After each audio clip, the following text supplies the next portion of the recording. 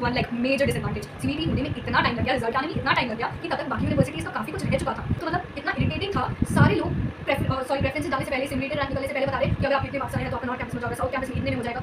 It doesn't work that वे।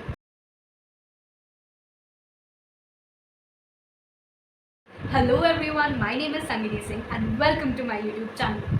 आज मैं आप लोगों के साथ अपनी सीयूईटी यूजी 2023 की पूरी जर्नी शेयर करने वाली हूँ। So this will be really informative for the next year aspirants, CUET 2024 UG aspirants, and it will also be something that 2023 aspirants can really relate with, क्योंकि सीयूईटी एक ऐसा exam है जो अभी मतलब सिर्फ सेकेंड टाइम इस साल कंडक्ट किया गया है, राइट। तो इसके बारे में ज़्यादा रिसोर्सेज अवेलेबल नहीं है। अगर आप वहीं पे नीट या जेईई की कोचिंग लेने जाएँ तो हज़ारों कोचिंग्स हैं, यूट्यूब पे इतने सारे फ्री लेक्चर्स हैं, इतने सारे चैनल्स हैं जो इनकी तैयारी करवाते हैं। अब मैं ये नहीं कहूँगी कि सीयूईटी की तैयारी कोई नहीं करा रहा था, बट वो फुल फ्लेजेड तैयारी जो सीयूईटी की होनी चाहिए थी वो काफ़ी कम चैनल्स कर पा रहे थे। एंड काउंसलिंग के टाइम पे भी आई थिंक बहुत कम चैनल्स ऐसे हैं जो डेडिकेटेड होके इनकी तैयारी करा रहे हैं। But of course thanks to all those channels जिन्होंने काफ़ी हेल्प की है मेरे भी और मेरे जैसे कई और एस्पिरेंट्स की।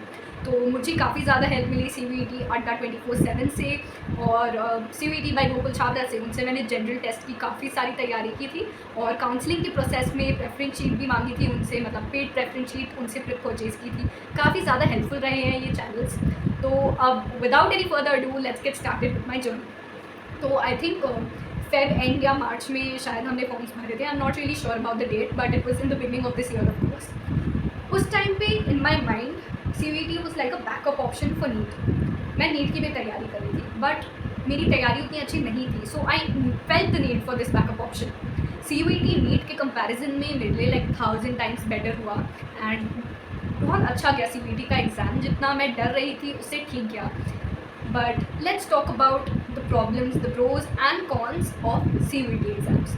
तो सबसे पहले तो एप्लीकेशन के टाइम पे काफ़ी ज़्यादा कन्फ्यूजन हो रहा था कि फॉर्म कैसे भरना है। फॉर्म एक टाइम तक मतलब भर भी लिया, उसके बाद जब बारी आ रही थी कोर्सेज़ और कोर्सेज़ और प्रोग्राम्स, कॉलेजेस ये सब चुननी थी, तो काफ़ी कन्फ्यूजन हो रहा था क्योंकि ऐसा कोई प्रोसेस हमने पहले मतलब मैंने तो कभी पहले नहीं किया था। इनिशियली आई थिंक मैंने अराउंड 11 यूनिवर्सिटीज़ में, डिफरेंट यूनिवर्सिटीज़ में अप्लाई किया था for around 22 different programmes.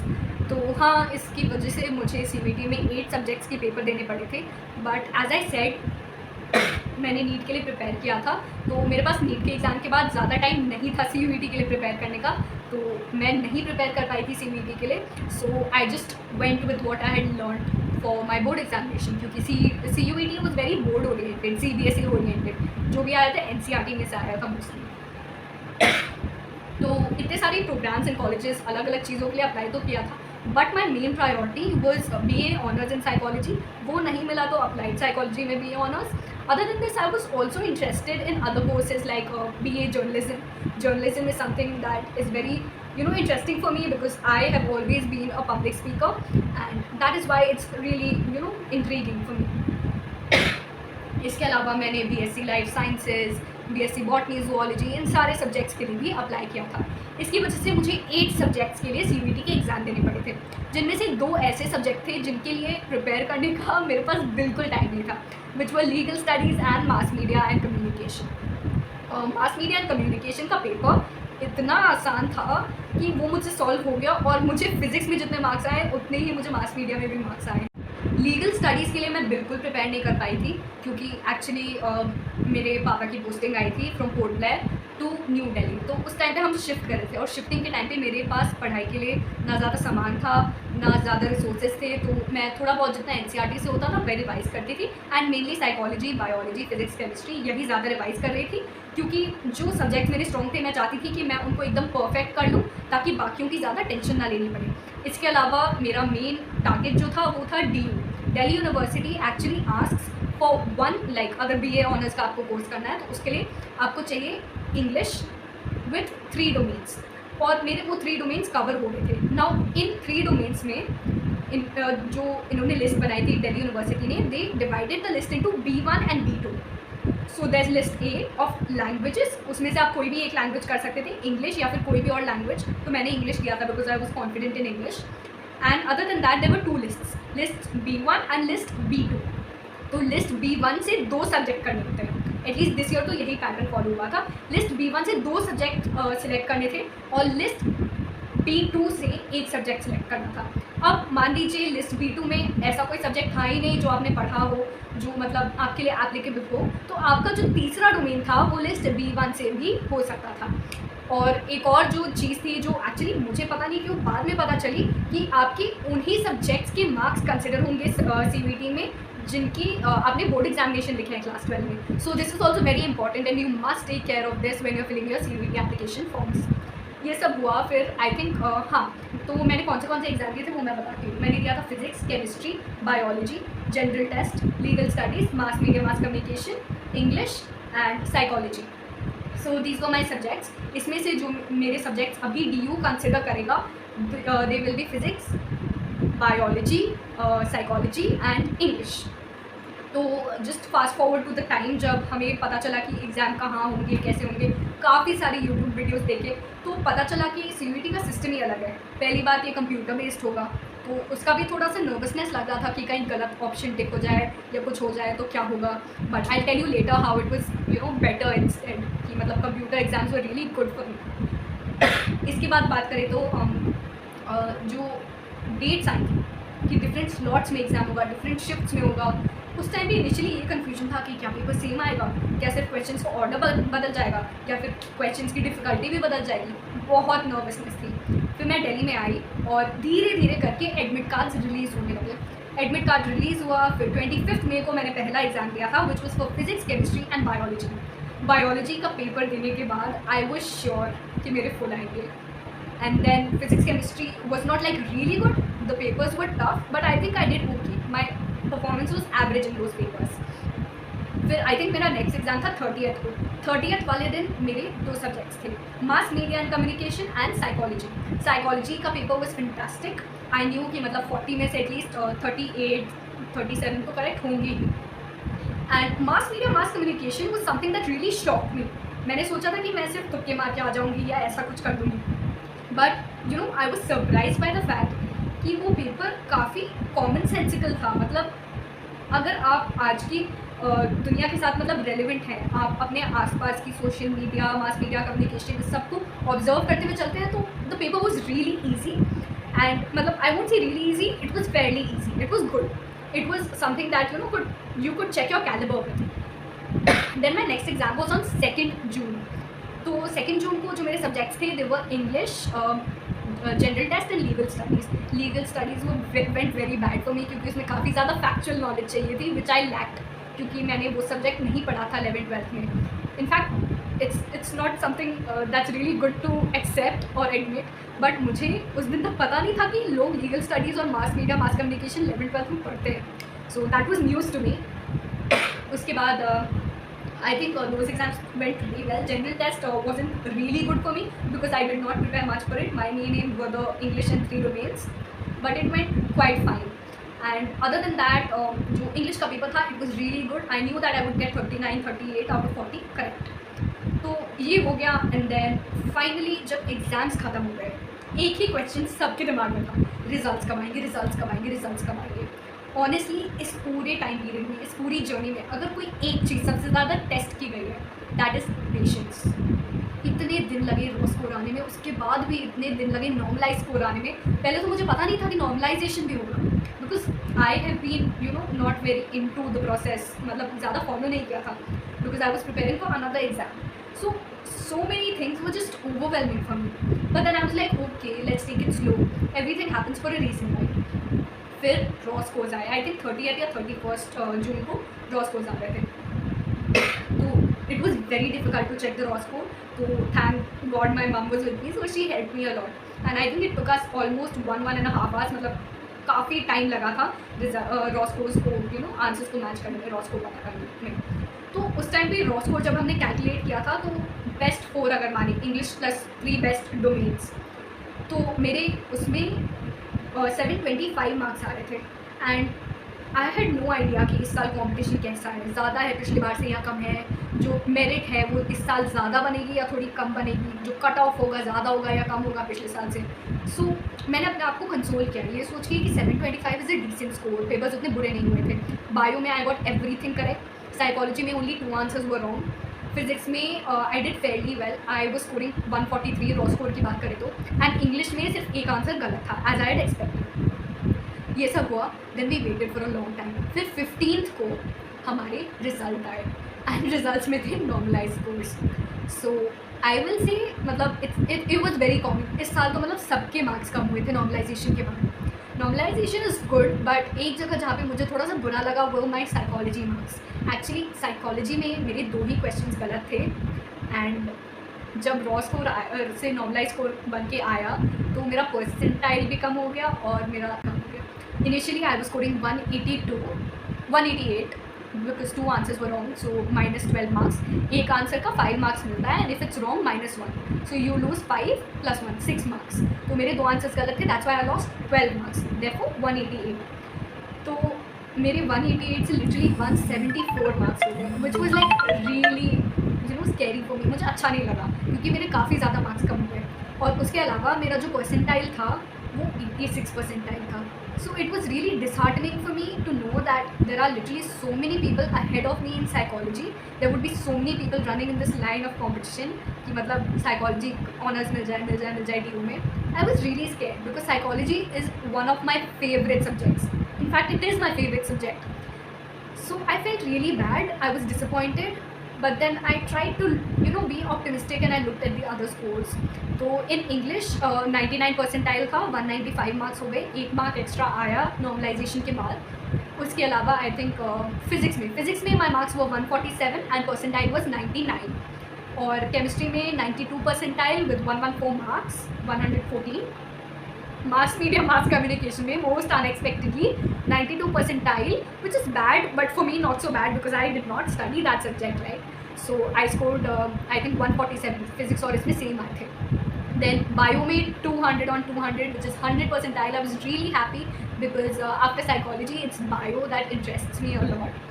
And general test में I think I scored 165 or 169, I'm not sure, and मेरा percentile 97 था। So I was like okay, marks ठीक ठाक आए। Legal studies was like really bad, I think I score 54 और 74 marks, ऐसा कुछ था, बहुत ख़राब था। So I been trying to forget about it. Normalization के बाद मेरा स्कोर हो गया 717, सो 725 से 717, विच इज़ लाइक -8 मार्क्स। तो पहले तो मुझे बहुत बुरा लगा था, but when I came to know that people have lost 50 marks 51 marks, तो मुझे लगा कि okay fine, everyone has lost marks and thank God I have not lost so many marks. So everyone was disappointed, even I was initially disappointed, but these are the marks that I have. DU तो इन्हें consider करेगा ही, so there's no point in being disappointed. So actually एक चीज़ जो मैं बताना भूल गई, result आने के पहले हमें जो भी कॉलेजेस या यूनिवर्सिटीज़ थी पर्सनली उनके साइट पे जाके उनके जो भी सीट एलोकेशन पोर्टल्स थे उन पर रजिस्टर करना था। तो उस टाइम पे out of the 11 universities that I had applied to, शुरू में एकदम फरवरी मार्च में, उनमें से मैंने कुछ यूनिवर्सिटीज़ में ही रजिस्टर किया। सो दे वर एज फॉलोज। DU का मैंने रजिस्ट्रेशन का फेज़ 1 कंप्लीट किया था, इसके बारे में भी कुछ इंटरेस्टिंग है तो मैं बताऊँगी। फिर फेज़ 1 ख़त्म हो गया था, वो मैंने रजिस्टर कर दिया था शुरू में ही। एंड देन BHU का भी मैंने प्रेफरेंस वगैरह सब भर दिया था। BHU gave me that option कि आप अपना सब्जेक्ट भी चूज़ कर लो, रजिस्टर भी कर लो और प्रेफरेंसेस भी लॉक वगैरह कर लो, तो वो भी मेरा फॉर्म फिल हो गया था। उसके बाद मैंने डॉक्टर BR अम्बेडकर यूनिवर्सिटी में भी अप्लाई किया था जो दिल्ली में है, और एक पनवेल में यूनिवर्सिटी है, छत्रपति शिवाजी महाराज यूनिवर्सिटी, वहाँ पे भी मैंने अप्लाई किया था। और इसके अलावा CUET से मतलब अगर हट के देखें तो अहमदाबाद यूनिवर्सिटी में भी मैंने अप्लाई किया था। It is for state of the art university, उनका इंफ्रास्ट्रक्चर इतना अच्छा है, कोर्सेज इतने अच्छे हैं, फैकल्टी इतनी अच्छी है। It's a private university but it's really good, and ये सब हो गया। तो बात करते हैं एग्ज़ाम से लेके रजिस्ट्रेशन वाले प्रोसेस की। एग्ज़ाम्स का जो एक्सपीरियंस था, मतलब सेंटर पे जाना थोड़ा मुश्किल था मेरे लिए, क्योंकि मेरे जितने भी सेंटर थे वो दिल्ली के आउटस्कर्ट्स कहीं गांव में थे, तो जाना वापस आना काफ़ी ज़्यादा हेडेक हो गया था। बट एग्ज़ाम देने का एक्सपीरियंस वॉज गुड, मतलब पर्टिकुलरली अगर CBT की बात करें, कंप्यूटर बेस्ड टेस्ट, तो it was good and it was easy for me to check कि मैंने कौन से आंसर दिए हैं, कौन से नहीं दिए हैं, अरेंज 50 में से या 60 में से 40 आंसर्स ही देने होते हैं. So it was easy for me to find out कि कौन से आंसर मैं बाद में कर लूँ या फिर 2 आंसर्स बचे हैं उसमें से एक ही मैं कर सकती हूँ क्योंकि मेरे 39 आंसर सपोज हो गए हैं. So it was easy for me to decide कि इन दोनों में से कौन सा करूँ. I didn't have to flip pages one after the other, मतलब बार बार देखो कि ये नहीं हुआ है वो नहीं हुआ है, रिव्यू करो. It was easy, it was good. And in fact I made a friend also there, so it was a really good experience. And बात करें registration की, तो firstly I'll talk about let's talk about Ahmedabad university first and put it aside. Ahmedabad university में मेरा admission हो गया था. So after I had submitted my application, उन्होंने मुझे पर्सनल इंटरेक्शन के लिए बुलाया था. एक ऐसे राइटिंग था वो हो गया था. पर्सनल इंटरव्यू में they literally grilled me and वो बहुत अच्छा हुआ था. And I got an acceptance letter, but I did not accept it because I was waiting for CVT और फिर डेडलाइन निकल गई. देन छत्रपति शिवाजी महाराज यूनिवर्सिटी में मुझे मार्क्स के बेसिस पे पहले ही प्रोविजनल एडमिशन मिल गया था, but I could not accept it at that time क्योंकि CVT का रिजल्ट नहीं आया था. So this is one like major disadvantage. CVT होने में इतना टाइम लग गया, रिजल्ट आने में इतना टाइम लग गया कि तब तक बाकी यूनिवर्सिटीज़ का काफ़ी कुछ रह चुका था. In fact Christ university Bangalore is very famous for psychology, तो मैंने वहाँ पे भी अप्लाई किया था. And I can't say that I got in क्योंकि जिस दिन उनका टेस्ट था उसी दिन मेरा CVT का थर्ड एग्ज़ाम था जो इंग्लिश, जनरल स्टडीज़ और लीगल स्टडीज़ था, तो I missed the exam. So these were some cons of CVT. अगर CVT अगले साल से थोड़ा टाइमली हो जाए so it will be really beneficial for students. Then they can decide if they want to go to a private university और do something related to CVT. अब बात करेंगे registration doctor BR Ambedkar university की. It was easy और वो हो गया था रजिस्ट्रेशन कंप्लीट. BHU का भी थोड़ा सोच के करना पड़ा था क्योंकि वहाँ के कॉलेजेस के बारे में मुझे ज़्यादा आइडिया नहीं था, बट वो भी हो गया. Delhi University gives an option for supernumerary quota, right, ECE and supernumerary quota. तो मैं NCC में थी क्लास 8-9 में और मुझे सिलेक्ट किया गया था तमिलनाडु, पुदुचेरी, अंडमान एंड निकोबार डायरेक्टरेट के द्वारा पूरी डायरेक्टरेट को रिप्रेजेंट करने के लिए द नेशनल कैंप जो रिपब्लिक डे कैंप होता है उसमें. और मुझे वहाँ पे ऑनरेबल PM नरेंद्र मोदी जी ने सम्मानित किया था ऑल इंडिया बेस्ट कैडेट के मेडल से. I will attach a video link and I will maybe show a picture here so that you know what I am talking about. And this is like one of the greatest achievements and it's once in lifetime achievement, right. And I got this award in January 2019. Okay, so what happen after this, मतलब अभी इसके बाद जो होगा what you listen to is quite sad. इस camp के अलावा मैंने कम से कम 10 और कैंप्स अटेंड किए थे. उन सब के सर्टिफिकेट्स मेरे पास थे. अगर DU ने मुझे इन फॉर्म्स को, इन सर्टिफिकेट्स को अप्लाई करने दिया होता, उन्हें अटैच करने दिया होता, तो I could have gotten the best university possible in university of Delhi. But they wanted certificates from May 2019. इतना रिग्रेट मुझे ज़िंदगी में कभी नहीं हुआ. I got the certificates in Jan 2019 and they wanted the certificates from May 2019 onwards. सो मैंने पहले तो बहुत कॉल किया, DU में कोशिश की, कॉल तो नहीं लग पाया, but then I sent an email. तो मैंने ईमेल भेजा एंड दे सेड कि please do not upload any certificates which are not in the stipulated time frame. तो मैं नहीं अपलोड कर पाई, which is a major drawback for me. अगर मेरा वो सर्टिफिकेट सब होता ना, लिटरली मुझे जितने भी कैटेगरीज थे वो रिजर्वेशन में NCC के लिए सारे पॉइंट्स मिल रहे थे. And it's not like I am a dull student, I am a very hard working student generally and I been performing quite well. In fact CBSE की बोर्ड एग्जामिनेशन में भी I got 95.4% being a science stream student. So I have struggled throughout this entire process and this was like a major shock for me. But then I consoled myself. I was like, okay, we'll get in on the basis of merit. I also had another quota, I still have it, which is that I am a ward of a serving personnel, so I fall under the 8th category of CW. तो CW में 8th category नहीं है. So let's see what happens. तो ये सारा था application process. इसके बाद रिजल्ट, पहले तो रॉ स्कोर्स आए, फिर नॉर्मलाइज स्कोर्स आए, दैट इज़ रिजल्ट आ गया. फिर काफ़ी हलचल मची, सारे जितने भी यूट्यूब चैनल्स थे सब लोग प्रेफरेंस शीट्स देने लगे, सब लोग टॉपर्स को बुलाने लगे. मतलब उस टाइम पे ना सब लोग खुश थे कि इतने दिनों की वेट के बाद फाइनली रिज़ल्ट आज आ गया है. So even I was really happy कि फाइनली मतलब रिज़ल्ट तो आया, आधा काम तो ख़त्म हुआ. But then I came to know कि DU का फेज़ 2 होगा, फेज़ 3 होगा. सो फेज़ 2 में प्रेफरेंस फिलिंग शुरू हुई. मुझे प्रेफरेंस फिलिंग से इतना डर लग रहा था ना, क्योंकि पीपल से, मतलब काफ़ी ऐसे टीचर्स थे यूट्यूब पे जिन्होंने कहा था कि लिटरली ऐसे बच्चे उन्होंने देखे हैं जो 450, 800 में से 450, 400 ला के DU में अच्छे कॉलेजेस में, साउथ कैंपस के अच्छे कॉलेजेस में घुस जाते हैं, और कुछ ऐसे बच्चे होते हैं जो 720, 730, 750 ला के भी टॉप कॉलेजेस में नहीं घुस पाते just because of their preferences. तो फिर मैंने काफ़ी जगह से अपनी प्रेफरेंस शीट्स बनवाई, अलग अलग प्रेफरेंस शीट्स देखी, यूनिवर्सिटीज़ के साइट्स पे गई, काफ़ी सारे रिव्यूज़ पढ़े, and I think I took 5 to 6 days। And पूरा पहले तो मैंने समझा कि कौन सी यूनिवर्सिटी अच्छी है, किसको ऊपर रखूँ, सॉरी कौन सा कॉलेज अच्छा है, कौन से कोर्स को ऊपर रखूँ। इतना ज़्यादा कन्फ्यूजन था, काफ़ी लोग कह रहे थे कि कोर्स को प्रेफरेंस दो, मतलब you have to study that course for 3 to 4 years। कुछ लोग कह रहे थे यूनिवर्सिटी को प्रेफरेंस दो, फिर चाहिए क्यों ना BA प्रोग्राम कर लो। तो उस टाइम पे काफ़ी कन्फ्यूजन था, बट देन आई रियलाइज कि दोनों को मतलब होलिस्टिक मैनर में लेके चलना होगा। ये भी देखना होगा कि कोर्स अच्छा है कि नहीं, ये भी देखना होगा कि उस कॉलेज में जो अच्छा हम कह रहे हैं उसमें एक पर्टिकुलर कोर्स जो आपको चाहिए वो अच्छा है कि नहीं। तो काफ़ी सारे वीडियोस देखने के बाद, काफ़ी सारी रिसर्च, इनफैक्ट इस पर मैंने पूरा 1 महीना, जब रिजल्ट नहीं आया था तो भी मैं इसी पे रिसर्च कर रही थी। पूरी रिसर्च करने के बाद मैंने अपनी प्रेफरेंस शीट बनाई, and it is generally advise कि आप काफ़ी सारे जो आपको मतलब जितने पॉसिबल कॉम्बिनेशंस बनते हैं कोर्स और कॉलेज की, आपको फिल कर देनी चाहिए। तो मैंने ज़्यादा तो नहीं किए, but I think I have filled in 83 preferences. 83 preferences में से सबसे ऊपर I have psychology and applied psychology, उसके नीचे आई हैव जर्नलिज्म। इसके नीचे फॉर मी पर्सनली इसकी जर्नलिज्म साइकोलॉजी के अलावा कोई भी कोर्स मिले इट्स इक्वल, मतलब फॉर मी, क्योंकि जो मेरे प्रेफर्ड कोर्सेज हैं, भगवान ना करे अगर वो मुझे नहीं मिल रहा है, then studying any subject is just like the same for me. So मैंने जो बाकी कॉलेजेस हैं, बाकी जितने भी कोर्सेज थे, उनको कॉलेज वाइज प्रेफरेंस में, कॉलेज को प्रायोरिटी देते हुए अच्छे कॉलेज से नीचे कॉलेज तक ऐसे अरेंज किया था, और लास्ट में जो वोकेशनल कोर्सेज हैं वो भी रखे हैं जस्ट इन केस, क्योंकि I think admissions are very unpredictable, कभी भी कुछ भी हो सकता है। So it was just like a backup option.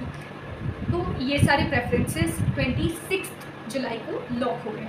अब हमें बताया गया है कि जो फेज़ 3 है वो शुरू होने वाला है। तो 29 जुलाई को 5 o'clock शाम में 5 PM को एक सिमुलेटेड रैंक की लिस्ट आएगी, जिसमें हमें पता चलेगा कि हमारी रैंक एक कोर्स के लिए all over among all the DU colleges जो रैंक है वो कितनी है।